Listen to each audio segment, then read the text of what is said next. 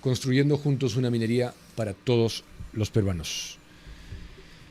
Silvia Guevara está con nosotros, abogada experta en Derecho Electoral. Bienvenida. ¿Qué tal? Buenas noches, Diego. ¿Dónde nos deja esto electoralmente? ¿Dónde nos deja legalmente? Bueno, lo que ha pasado hoy día es una situación bastante, bueno, además de complicada como país, lógicamente, ¿no? Ir por el octavo presidente de la República en un periodo tan corto, también planteó un escenario electoral que no está previsto, que tiene muchos vacíos normativos, ¿no?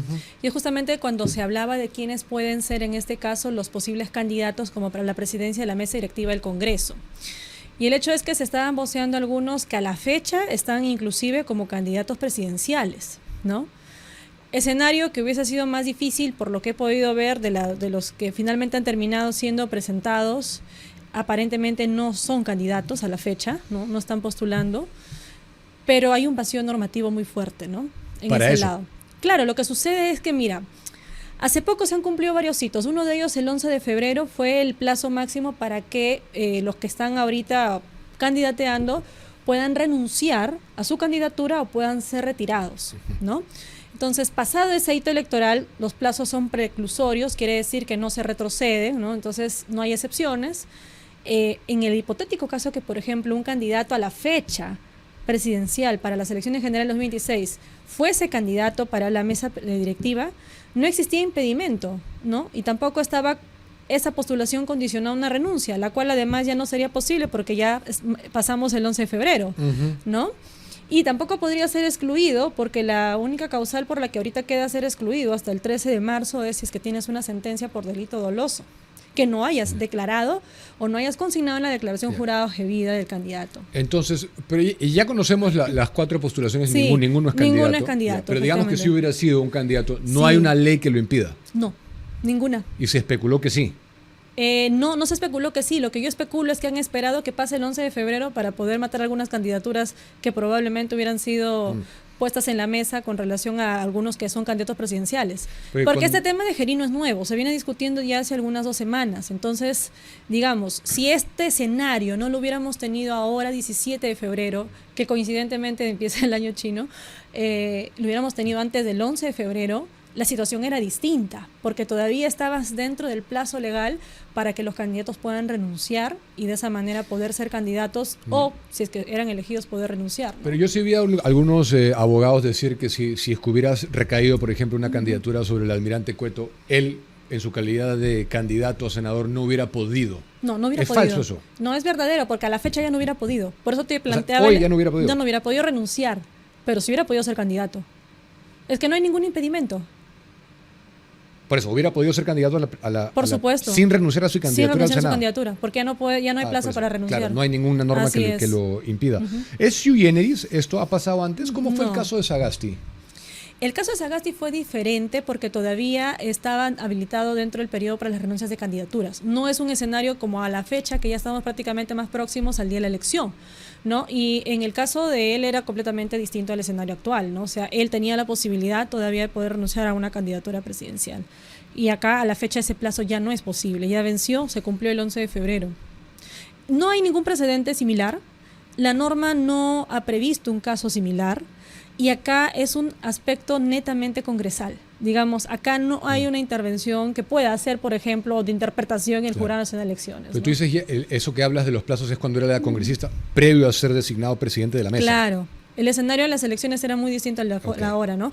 Ahora, muchos están especulando de que este escenario pudo haber afectado, podría afectar el cronograma electoral o las elecciones generales. Lo cierto es que eso no tendría por qué afectar, porque quienes dirigen, digamos, pues en este caso, están a cargo del proceso electoral son Jurado Nacional de Elecciones, OMPE y RENIEC, ¿no?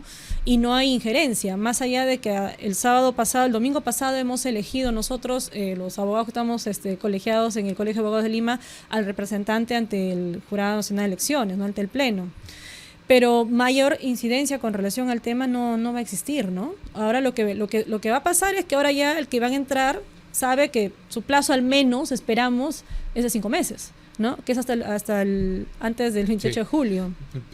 Vi una comunicación pública en sus redes del congresista Muñante que decía que cuando había ejercido la presidencia, Francisco Sagasti se presentó una moción de censura. Con él no prosperó, pero se presentó la figura de la censura. Sí, sobre el tema del cuestionamiento que ha habido a nivel constitucional, si es censura o vacancia, yo tengo claro que censura.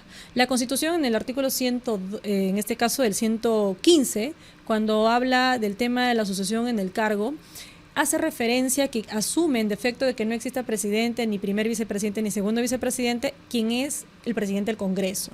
Entonces, el presidente del Congreso asume, y por eso es que en el caso de Fernando Rospigliosi, él no deja de ser vicepresidente, es vicepresidente de la mesa directiva, que asume en este caso temporalmente la presidencia, porque el que es presidente asume a su vez la presidencia de la República. Entonces, la censura es al cargo de congresista, porque esa es su condición de congresista, que él puede ser presidente.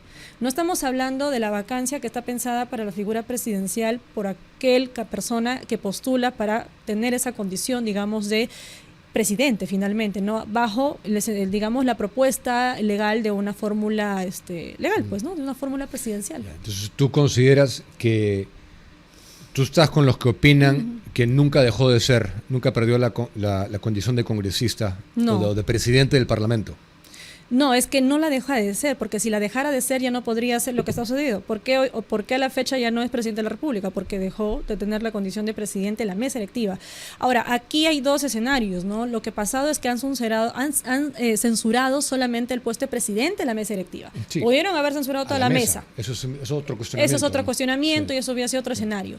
Al censurarlo a él nada más, tampoco puede darse la figura de sucesión en el cargo de que en este caso Fernando Rospigliosi como vicepresidente asuma. No se puede, porque cada cargo al quedar vacante tiene que ser en este caso convocado a una elección para que elijan quién va a asumir ese cargo que está vacante. Es una pregunta válida, ¿no? Que se claro, hace por supuesto, la gente. Y la población si es vicepresidente, confunde. ¿por qué no? Si se mochan al presidente, ¿por qué no asumiría el vicepresidente? No funciona de la misma manera que la fórmula presidencial, por ejemplo, donde cuando vacan al presidente debería asumir el primer vicepresidente, porque la línea de la presentación de esta fórmula presidencial tiene esa figura, está pensada para esa sucesión en el cargo.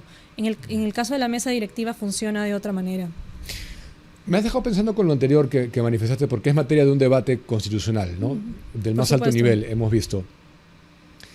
Si está ejerciendo en todo su esplendor, con todas sus capacidades, la presidencia de la República, no está despechando como congresista, no está ejerciendo su rol, no está legislando, para que deje ese rol, ¿por qué no habría que vacarlo? Porque él no fue elegido como presidente de la República.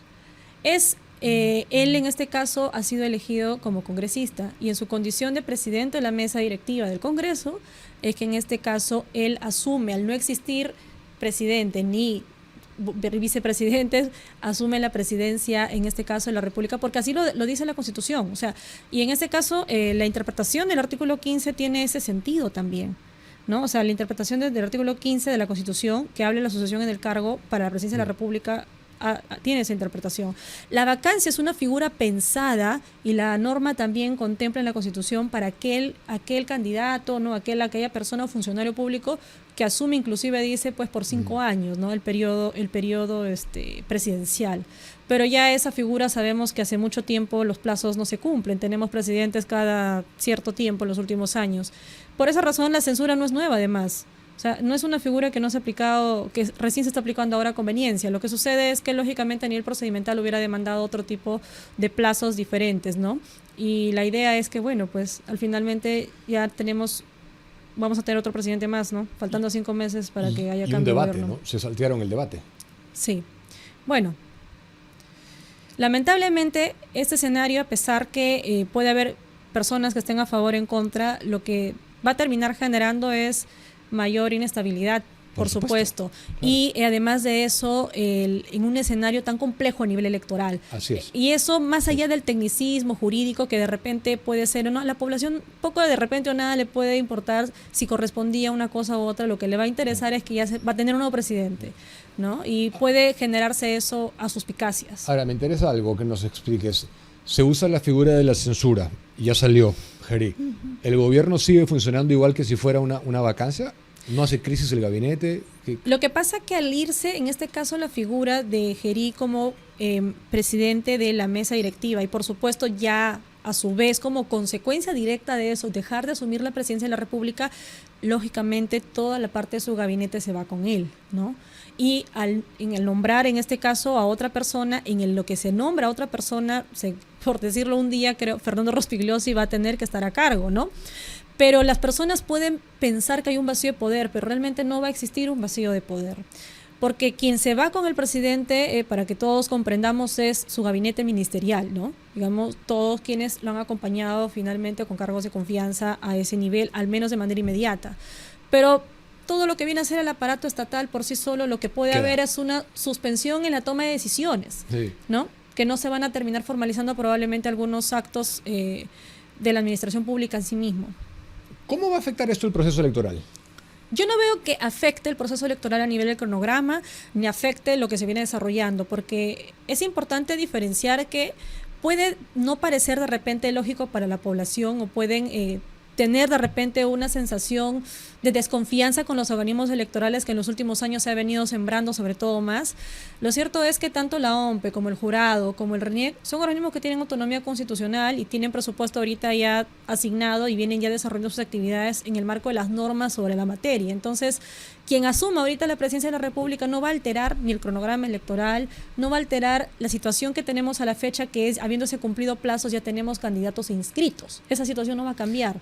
Pues, hay la opción, y esto también se ha especulado mucho, de que venga un nuevo presidente y patee la fecha electoral. No se puede. Nadie lo puede hacer, decir, mire, no están dadas las condiciones. Ninguna persona que asuma de manera constitucional y democrática puede tener esa actitud, porque estaríamos entonces frente a una persona que no respeta el Estado democrático. Si entra una persona que es elegida por el Congreso, tiene que garantizar la continuidad del respeto a la democracia. Y en esa línea no puede patear el tablero de esa forma como tú mencionas. Jurídicamente no es posible. No es posible jurídicamente. No es ¿Pero posible. ¿Te parece que el Congreso está respetando las reglas No, por supuesto que no. democráticas? Por supuesto que no. Y además yo sí creo que en este caso ha habido un aspecto que se presta a suspicacia porque han hecho esta decisión, la han prolongado posterior al 11 de febrero, en donde ya las personas que podrían haber sido candidatos ya no pueden renunciar al cargo y se enfrentan a una disyuntiva bastante compleja y un vacío legal que no se ha visto anteriormente. Ahora, por admisión propia del Congreso, si se está usando la figura de la censura, como lo has explicado, por definición, casi por antonomasia, quiere decir que nos vamos a quedar sin presidente 2 días. Del 26 al 28 de julio. Lo que pasa que mañana se tiene previsto elegir, ¿no es cierto? No, me refiero del 26 al 28 de julio. En este caso no, porque el 28 de julio asume el nuevo presidente. Pero tiene que dejar de ser presidente de la mesa directiva el 26. Sí, es una situación complicada, pero digamos que en este caso no es que tampoco exista un vacío de poder en sí mismo, ¿no? O sea... ¿Quién estaría del 26 al 28? Es un escenario que constitucionalmente está previsto de esa forma, pero tendría que en todo caso hacer la entrega de cargo respectivo quien está en ese momento como presidente del Congreso. A Rospigliosi. El vicepresidente. Hasta que él entregue... Así es. Ok. Yo quería de repente analizar... Tienes la cédula. He procurado conseguir una impresa, es bastante voluminosa, y es preferido que la gente la pueda ver en digital. Hoy hice una simulación de votación, felizmente fue aceptado por el software, no me lo declararon, pero no sé si es que puedes explicar de repente cómo la gente podría percibir o organizarse, o algunas recomendaciones que puedas tener. Sí, bueno, primero que se debe tener presente que la cédula es una cédula grande, ¿no? Pero está conformada por 5 columnas. Y lo importante que deben saber como ciudadanos es que cada una de las columnas es un proceso independiente, ¿no? Tenemos la oportunidad de hacer hasta 12 veces, se puede decir, ¿no? Entre marcación y consignación del número del voto preferencial. Y la primera columna es para el presidente de la República, y es la única columna donde vamos a poder identificar el rostro de nuestro candidato o candidata que queremos elegir. En las demás columnas vamos a tener la oportunidad de elegir o bien únicamente el logo del partido, lo cual también es un voto válido y le estaremos dando el voto a la organización política, o también en los espacios en blanco consignar el número del candidato al que le queremos dar una preferencia sobre otros. Claro. Ahora, sé que te lo pregunté la vez pasada, pero no tenía el visual. 2 preguntas importantes. 1, yo puedo votar cruzado en todas las 5 columnas, ¿no? Distinto. Correcto. Y 2, yo no estoy forzado a marcar un número de voto preferencial. El voto preferencial es opcional. Y como bien mencionas, el voto cruzado, ¿qué cosa es? Significa que en cada columna yo puedo elegir una organización distinta, ¿no? Pero para que sea válido el voto, en caso él decidan consignar un número, ese es el voto preferencial. El voto preferencial es consigno un número, elijo un número, doy preferencia. Se tiene que marcar el logo del partido y al costado del logo colocar el número. No va a ser válido si, por ejemplo, yo marco el logo en la parte superior y en la parte inferior de la misma columna coloco el número a otra organización política. ¿no? Eso es lo que deben tener en claro. En la misma columna, sí. Ok, perfecto. Te doy la última palabra si falta algo antes. Sí, tener presente los tiempos y sobre todo que con tiempo, si ya van, yo sé que es difícil, más del 40% no sabe ni siquiera por quién votar en el Perú, pero por lo menos ir pensando por quién votar cuando vayan, traten de apuntarlo, ¿no? Lleven de repente algo a la mano para que de esta forma sea más rápida, porque lamentablemente esta cédula que es tan grande va a demandar más de un minuto, que es lo que normalmente está previsto. Es lo que te iba a preguntar, no quiero dejar de preguntarte eso. Si se han hecho simulacros ya, ¿cuánto más o menos toma? Minuto y medio. Minuto y medio si uno es claro, ¿no? Claro, y encuentra, sí, pero podría ser más. Sí, pero si uno, por ejemplo, ya tiene clara la ubicación, porque ya se hizo el sorteo. Entonces ya es posible a la fecha saber en dónde se ubica la organización política. Entonces, lo primero es que si ya saben por qué organización política quieren darle el voto, identifiquen la ubicación de su organización política para que de esta manera, ya con los números y que quieren ejercer voto preferencial, puedan hacer que esto sea mucho más ágil, ¿no? De acuerdo. ¿Te preocupa el precedente que deja esto? Por supuesto, estando en un escenario electoral que hayan este tipo de cuestionamientos y de cambio. Aparte, ¿sabes qué? Desde el presidente Pedro Pablo Kuczynski, en la figura de la vacancia, primero se empezó, es como que descubrieron la pólvora de una figura que estaba en la Constitución hace muchos años, ¿no? Pero ahora se ha vuelto muy común y ya creo que no nos sorprende como peruanos ver que se cambian con tanta facilidad el presidente de la República. Y la verdad, ya yo tengo serias dudas que sí realmente estamos frente a un sistema presidencialista, ¿no? Absolutamente. Porque es muy importante, sobre todo, que sepan que es importante que puedan tratar de elegir y darle el voto a aquellas personas que puedan tener representación en el Congreso. Porque la consecuencia de lo que tenemos ahora es porque hemos elegido y estamos frente a personas que están en el Ejecutivo que no tienen una bancada sólida que les pueda respaldar. Y finalmente se puede prestar esto a una cuestión política que le hace más daño al país. ¿Cuántos partidos anticipas que pasarán la valla? 5. 5 máximo, en el mejor de los casos. 5. ¿Pueden ser menos? Por supuesto, pueden ser menos. 5 en el mejor de los casos. De acuerdo a la fragmentación del voto, 5 o 6. Okay. Ahora va a ser interesante estar atentos no solamente a las encuestas para la presidencia de la República, sino también al Senado y Cámara de Diputados, porque eso nos va a dar más nociones para saber quiénes van a pasar la valla electoral. ¿Por qué? La barrera electoral solamente es para el Congreso, no es para el presidente de la República. Lo único que va a servir en este caso, si es que un candidato gana la presidencia de la República, es que al no tener o no pasar la valla electoral en el Congreso va a perder su partido a la inscripción. Su inscripción, pero el candidato el candidato sí puede acceder al poder. Para ese quinquenio. Sí. Porque eso es otra especulación que se ha hecho. También he visto candidatos decir que se completa con los que solo con los que pasaron. Se reparten los... No, o sea, la valla electoral sirve como primer filtro. Y después la distribución de los escaños se hacen con los que pasan primero la valla electoral. O sea, no va a haber una distribución de escaño si es que no pasa el partido a la valla electoral. ¿Qué quiere decir? Si su candidato puede ser el más empático y ustedes quieren darle el voto y puede ser el más votado del Perú, si su organización política no pasa la barrera electoral para el Congreso, no va a entrar al Congreso. No, eso es lo que estoy diciendo. Pues. Claro, no va a entrar al Congreso. Es lo que le pasó a Acuña, por ejemplo. Por eso, entonces, si no pasa el partido, no entra el candidato. No entra el candidato al Congreso. Al Congreso. Al Congreso, pero a la presidencia de la República, no, sí. Yo digo al Congreso. Por supuesto. Entonces, si son 5, se repartan solamente entre los 5. 5. Así haya habido un congresista que sacó 500,000 votos. Así es. Eso le pasó al señor César Acuña en la elección del 2006, cuando recién se aplica la barrera electoral. Eso es una pieza de información clave. Por supuesto. Si fueran 5, solamente habrán 5 partidos. Eso es muy distinto que lo que hemos tenido. Muy distinto. Además, otra cosa adicional es que ahora se ha permitido que los candidatos presidenciales, a su vez, puedan postular en la lista como candidatos a diputados y senadores. Esto quiere decir que puede darse el caso que no gane un candidato presidencial, pero se quede como diputado o senador y lo tengamos en el Congreso. Entonces eso va a ser una fuerza política diferente a nivel de medición, por supuesto, con un ejecutivo que no puede tener mucha representatividad. Por eso que es importante que el voto lo pensemos bien y apuntemos a organizaciones que puedan tener esa representación en el Congreso. Para terminar, entonces para que quede absolutamente más allá de toda duda, si es que pasaran 4 partidos o 5 partidos, los 130 diputados y los 60 senadores van a ser de esos 4 o 5 partidos. Por sí. Nada más. Perfecto.